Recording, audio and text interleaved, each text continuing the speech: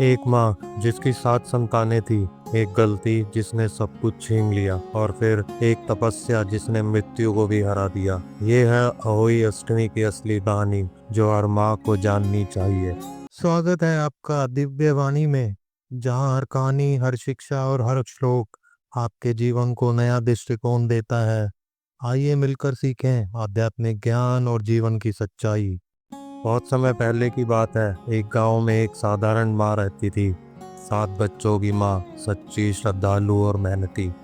अहोई अष्टमी आने वाली थी और वो माँ जंगल गई मिट्टी लाने, ताकि अहोई माता की मूर्ति बना सके।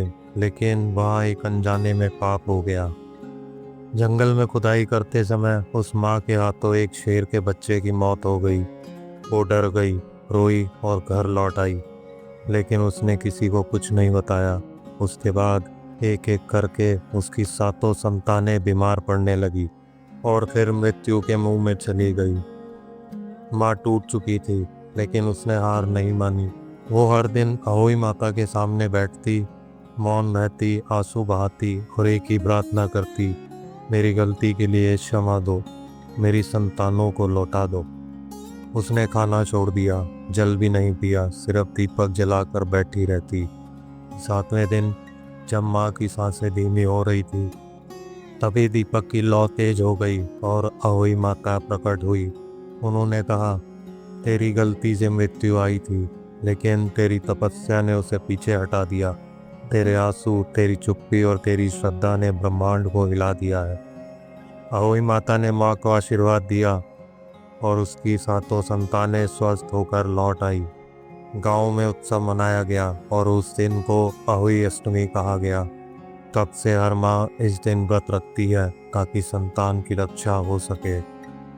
पूजा विधि: संध्या काल में स्नान करें, अहोई माता का चित्र बनाएं या लगाएं, 7 तारों का चित्र बनाएं या लगाएं, थाली में रखें रोली, चावल, दूध, मिठाई, दीपक। संतान का नाम लेकर पूजा करें, कथा सुने या पढ़ें।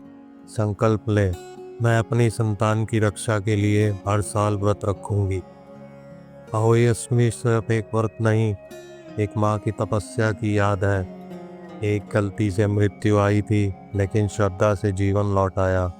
इस बार जब आप व्रत रखें तो उस माँ की कहानी को याद रखें, ताकि आपकी भावना अहोई माता तक पहुँच सके।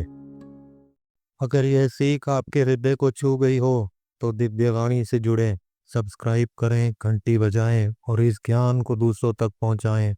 मिलते हैं अगली प्रेरणादायक शिक्षा में। धन्यवाद।